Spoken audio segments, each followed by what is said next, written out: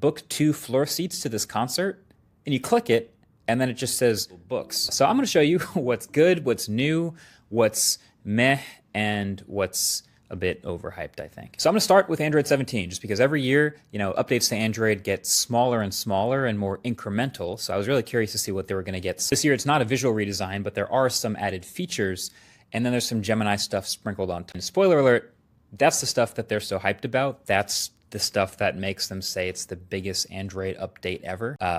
I'll have some thoughts. We'll get to that. But a couple neat things in Android. The Gemini interface is redesigned to look a little different, a little sparklier, but also briefly very blurred around the edges before it sharpens up. But it also says Concept UI, subject to change. So I guess I shouldn't go too hard on this. Autofill will expand to be better by including information that it can parse from other Google services like Gmail, Wallet, Photos, put in your name and address and the classic stuff, phone number when it fills out forms. But let's say you're filling out a weird form that also is asking for your passport number for some reason. Well, if you have a photo of your passport in Google Photos, it can actually pull that out and automatically paste it in there without you having to go to Photos, find the picture, and then go back and forth. And then there's also some new creator tools to be built directly into Android, like more image processing compatibility so that it matches what we see coming from iPhones, and cutting you out and letting you talk over whatever's on your screen, which is a super popular format that we've seen all over Instagram and TikTok. So you can do that now built into Android. Showed us this new Smart Enhance for photos and videos, I believe, that can, in their own words,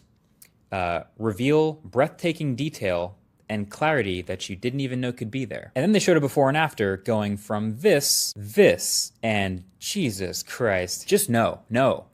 It looks worse. I'm telling you, it looks worse. I know it's brighter, and people typically like a brighter image in a side-by-side, and I know there's technically more detail in the shadows and probably in the highlights. You're creating this like flat, featureless image without a hint of contrast or shadows or anything. It looks worse. This is exactly what I was talking about in literally my last video about smartphone cameras and image processing. I'll link it below the like button. If you haven't already seen it, you can go watch it. Then there's this new feature. There's this new digital well-being feature called Pause Point. And it's actually kind of interesting. So the digital well-being stuff, obviously you've probably heard of screen time. So if you've set a limit to how much you can use a certain app during a day, you hit that limit, it kicks you out, unless you bypass it. But this is a bit of a different take on that. This is basically when you go to open one of those apps, it'll pause you for a second and ask you, like, is this really what you want to do? Is this how you want to spend your time right now? It can even give you various prompts like taking a deep breath, or showing some different apps that you can open instead, or literally swipe through some custom photos to remind you to go touch some grass, along with showing how long you've already used this app today, which is hilarious. I don't know if this is going to work any better than the other screen time tools, but it's different. It's a different take on it, so I'll give them credit for that. It's interesting. There's some other more expanded emojis, and there's also better speech-to-text called Rambler. I don't know why they name it, but it's just better. It removes a lot of filler words like ums and uhs and likes, and neatly stitches together everything you said into a single coherent thought, which is nice. We don't exactly know when all these features are actually coming out, but they did do the thing that they've done many times in the past at a Google presentation, which is they say this will all be available first on Samsung Galaxy and Google Pixel phones.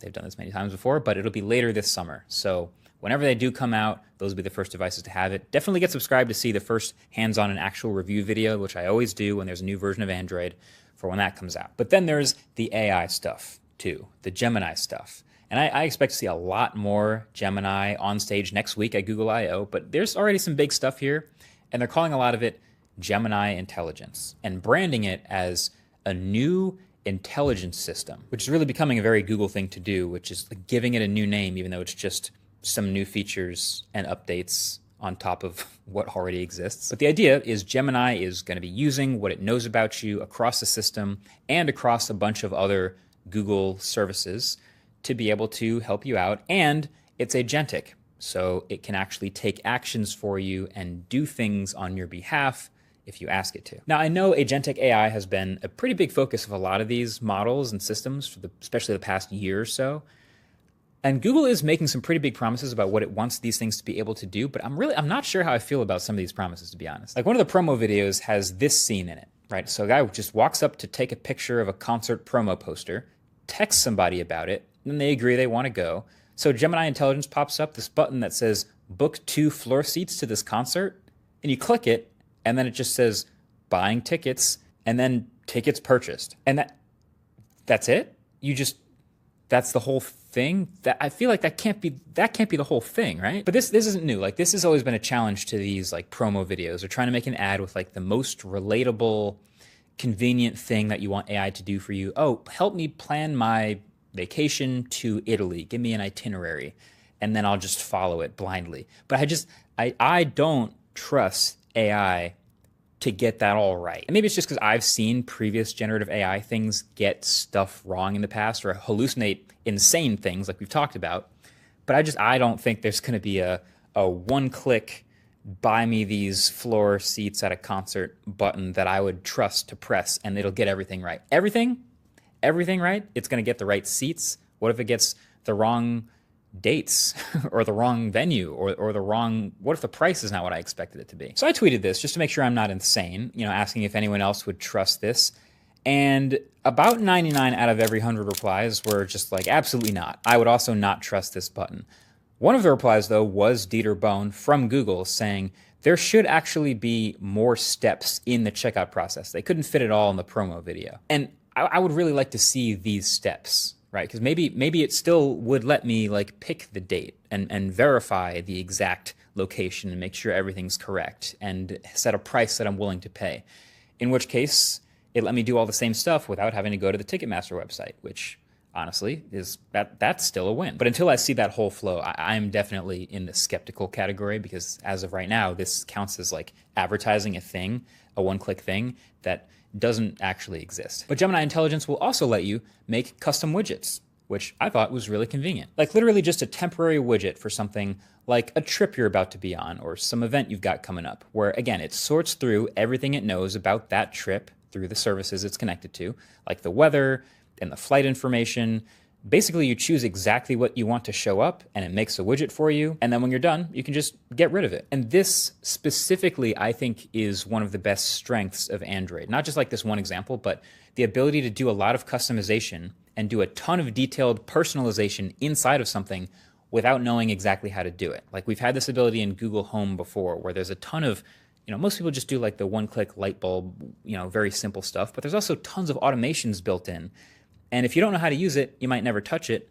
But if AI can let you, with natural language, just ask it to, hey, turn on the light and the AC when I get home and do these 2 or 3 other settings and change all this stuff, and then it just builds the automation for you, that's a huge win. So this is another example of that. A custom widget, for even someone like me, would take quite a bit of time. Okay, find the right app, find the right customization settings, build exactly the way you want it to be. But if you could just ask it to build the widget for you and it does it, that's a win. Now, Android Auto got a big update as well. The biggest one is probably just the visual overhaul. It looks a lot like a response to all those Apple Maps versus Google Maps comparisons we've been seeing for the last couple of years now, because it's now much more visually modern. Plus, it shows useful information too. Like there's building silhouettes, which can help. There's overpasses and even specific lane guidance, so you know which lane you're supposed to be in for an upcoming direction.